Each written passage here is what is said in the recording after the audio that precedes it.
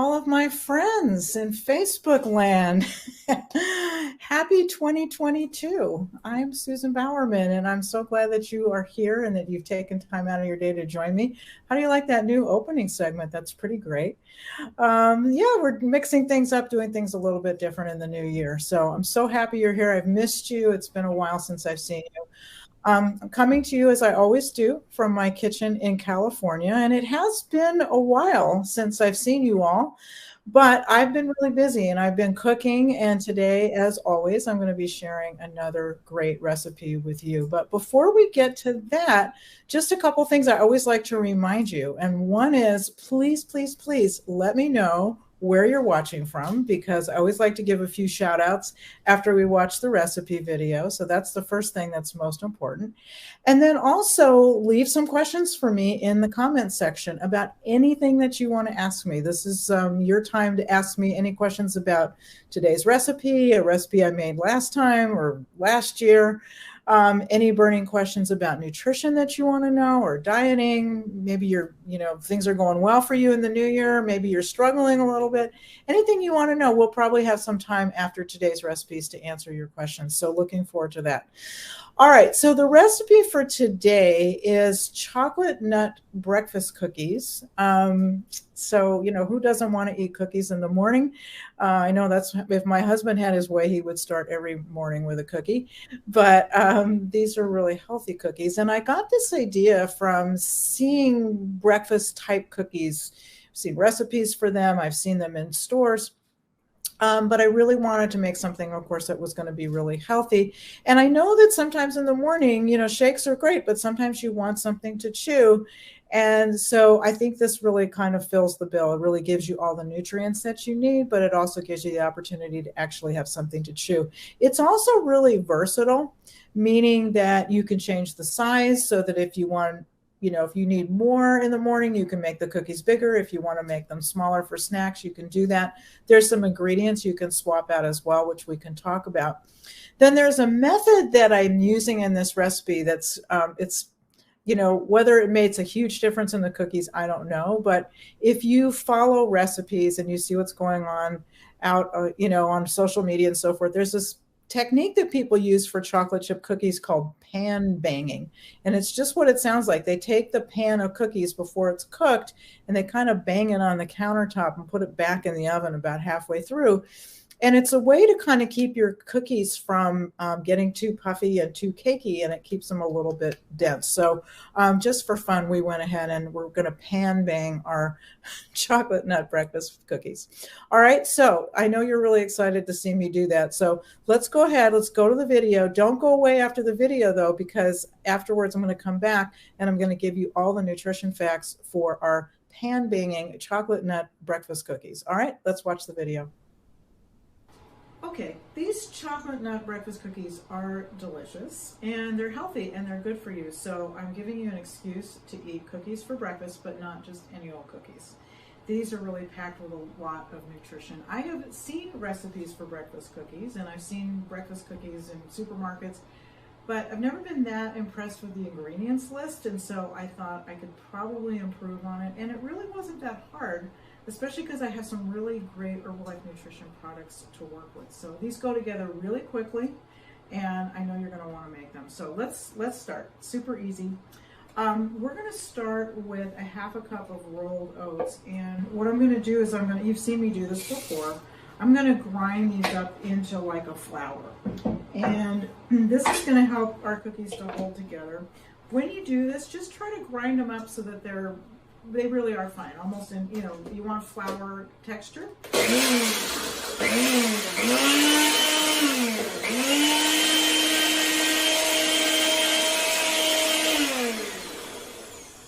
Okay, that was quick. So, and the reason is that because I'm making these chocolate, I don't want to have big oat flakes necessarily. And also, this is going to help to give the cookies a better chewy texture. So that's going to go in a bowl with my half a cup of oats. And then I'm going to add 4 scoops of our Herbalife Rebuild Strength. And that, of course, is going to be adding all kinds of protein and other good nutrients in there. And then to help our cookies hold together, we've got this protein baked goods mix, which has been really a lot of fun for me to experiment with. So I'm going to put in 4 scoops of our protein baked goods mix as well. And then because I wanted these to be extra chocolatey, I'm adding 3 tablespoons of dark cocoa powder. So that's the dry component of our cookies. These are made a little bit different. Normally, oh, that's good. Normally, when you make cookies, you would be creaming butter and sugar and then adding other stuff into it. But because we're not adding any butter because we don't really need it, we're doing this a little bit different. This is almost more like making a muffin where you mix your dry ingredients and then your wet. Okay, so those are nice and blended up. And now you don't even have to clean the blender, which is what's nice about this because it just makes things go a little bit faster. So we're going to now do the wet part of the cookies. So we're going to take a medium banana, and that's a banana that's about 7 inches long, maybe would be considered a medium banana. That's going in there. As I said, just use the same blender you already did. 2 whole eggs are going in there. Then I'm going to add 1/4 of a cup of peanut butter. I'm using crunchy, doesn't really matter. You can use crunchy, you can use smooth. You can use other nut butters if you want to. Almond butter would be really good in this. The other one I think that would be good, you know, a while back, you may remember, I made some protein bites and I used tahini, which is sesame butter, which I think would be delicious in this. So that would be something to try. Then when I was creating this recipe, the dough was a little dry, so I needed a little bit more moisture. So I'm adding 2 tablespoons of milk. You can use any kind of milk. You can use dairy milk or soy milk or almond milk, doesn't matter. It's just enough to add a little bit of moisture. A teaspoon of vanilla.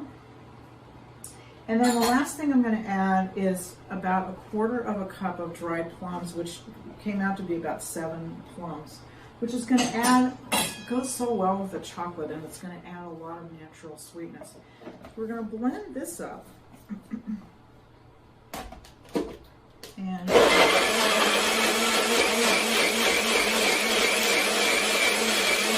sometimes when you do this, you have to scrape the sides down because sometimes the peanut butter gets kind of stuck. So we're going to blend this together. And by the way, my oven has been preheating already. I've got it going on at 350 degrees. And I already lined my baking sheet with some parchment paper. You want to do that ahead of time as well. Okay, we're going to give this a quick little blend, and then I think we'll be good. Let's do that one more time.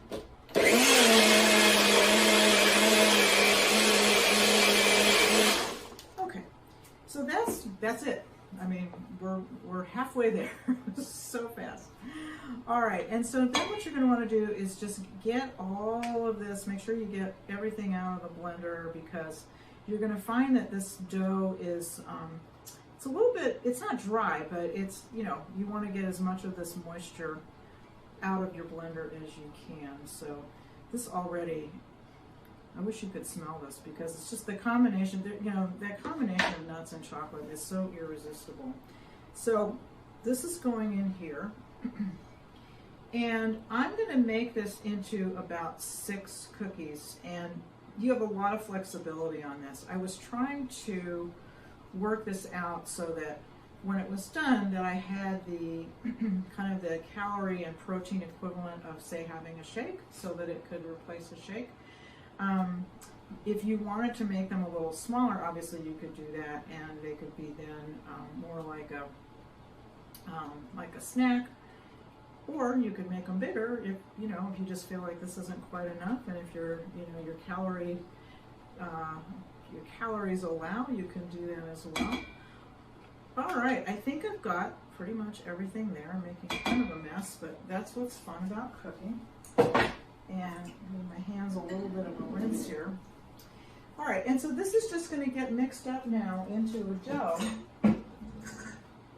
which only takes a couple minutes, but we're going to stir this really well. Now, when you first do this, you're going to think it's not going to be enough to hold it together, but trust me, it will. You don't want a really, really wet dough, you know, if you think about if you make cookies at home, you know, the batter is pretty dry.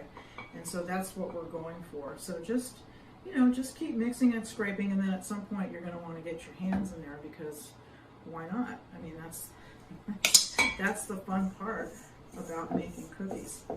These also, what's nice about these is that they bake up so fast. These are only going to bake for about 7 minutes. They baked up really, really quickly when I did them. Most cookies, when you make them, take more like 10 to 12, so you get to enjoy them even sooner. All right, so you can see this has come together pretty well. There's a little bit of dry stuff at the bottom, and I'm going to probably get my hands in there now to get it thoroughly mixed, but I think we're just about there. It's very stiff, but that's exactly the texture that you want, because if you, as I said, if you start to feel like, oh, this is, you know, this needs more liquid, then what's going to happen is they're just going to get too runny, and then you're not going to get that nice, dense, kind of chewy cookie texture that we're after. All right, so that's that. And now, in order to shape these cookies, because the dough is a little bit on the sticky side, you are going to need some damp hands. So, not dripping wet, but just damp. And then again, here's my cookie sheet that I've already done. Got that ready.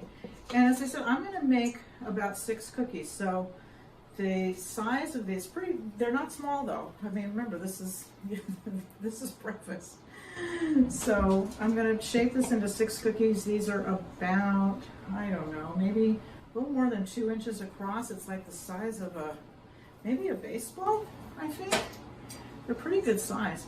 But as I said, you can make them any size you want. If you want to just make these into just a regular cookie that you want to enjoy for a treat, you could do that as well. The dough itself is got a really nice texture. It's not sticky, it's just holding together really nicely.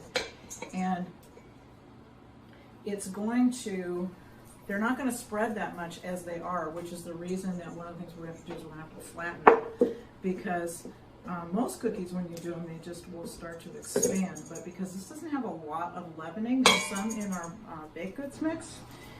But I'm going to borrow a little from that one. But what we're going to do is we're just going to flatten them, and we're going to let them bake that way. All right, so once they're rolled into balls, then again, just with your hands slightly damp, what you're going to do is just press them down, make them flat. They don't have to be perfect. I mean, if you wanted to, you could take a large glass or plate or something and press them. But I think they're fine just being rustic. I'm pressing them out, by the way, to about a 1/4 inch thickness or about a 4-inch diameter. Again, depending on the size of your balls of dough, it's going to vary, but that's about the thickness that you want. So even if you make them smaller or larger, just try to go for this about 1/4 inch thickness so that they'll cook evenly. But we also want them, I wanted them to stay chewy. I didn't want them to get too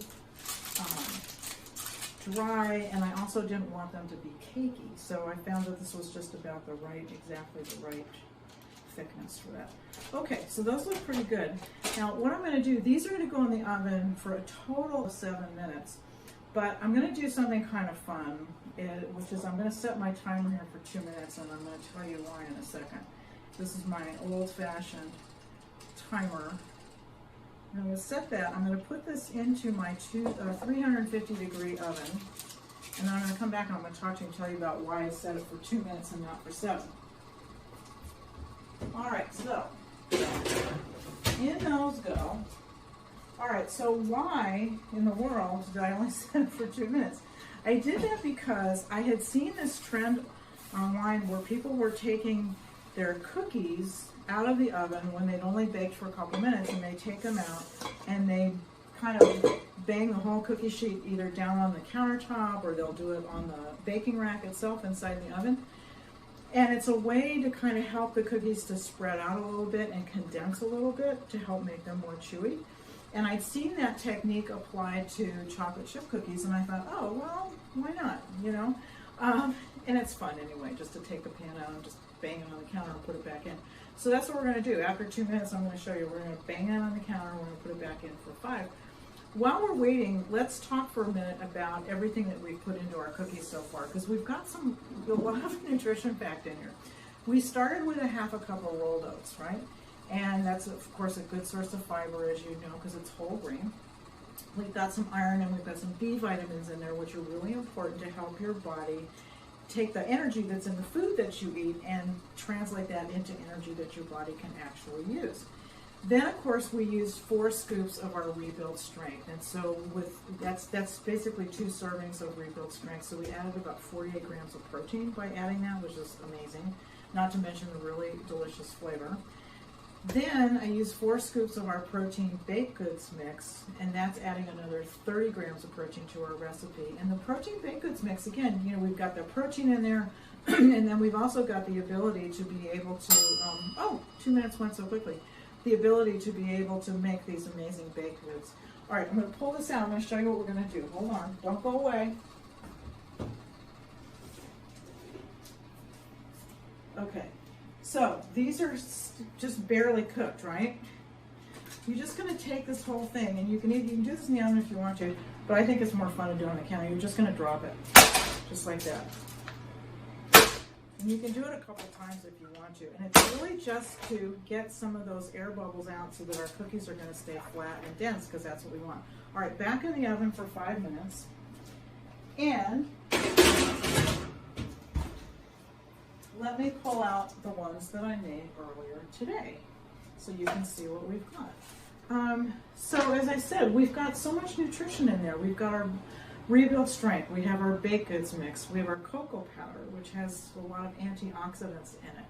We've got a banana, which is a great source of potassium, more protein from our eggs that we added, peanut butter, okay, 1/4 cup of peanut butter adds some healthy fats, adds some more protein, adds some magnesium, which is a mineral a lot of people don't get enough of. And then we also add 7 dried plums, which of course added natural sweetness, as did the banana.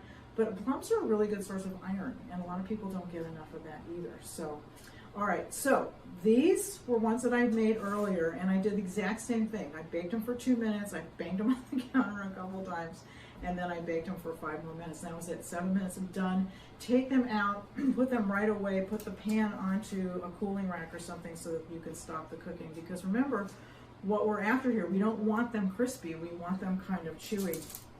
So I wanted you to see, you know, this amazing texture of this cookie, because it really is. It's very, very, it's dense, which is what I wanted, but it's also got a nice chew to it. And I'm going to taste it and tell you that it's almost got the texture of a brownie, and there's nothing wrong with that at all. They're moist, and they're moist because we used the banana and also the dried plums, because the dried fruit tends to keep things really moist. So these are quick, easy, delicious, and you know what I decided to do with mine was to enjoy it with a warm, high-protein iced coffee. So I made my iced coffee, not iced coffee. I made it warm, and I'm going to enjoy this. I might even dunk my cookie in my iced coffee. I'm not really sure, or my warm coffee. I'm not really sure how I'm going to do that. Again, I think this could just be really, really good. Ooh, now how's that? All this nutrition. Oh my gosh. So I've got the combination of the chocolate and the cookie, which is even more amazing. This is going to be the best breakfast ever. You're going to make these at home, I know, because you want to, because you know that you've always wanted to eat some of this in the morning, and now you can do it without guilt. Don't go away, because I'm going to be right back, and I'm going to tell you all the amazing nutrition that we've packed into our pan-banging chocolate nut breakfast cookies. Don't go away. I'll be right back.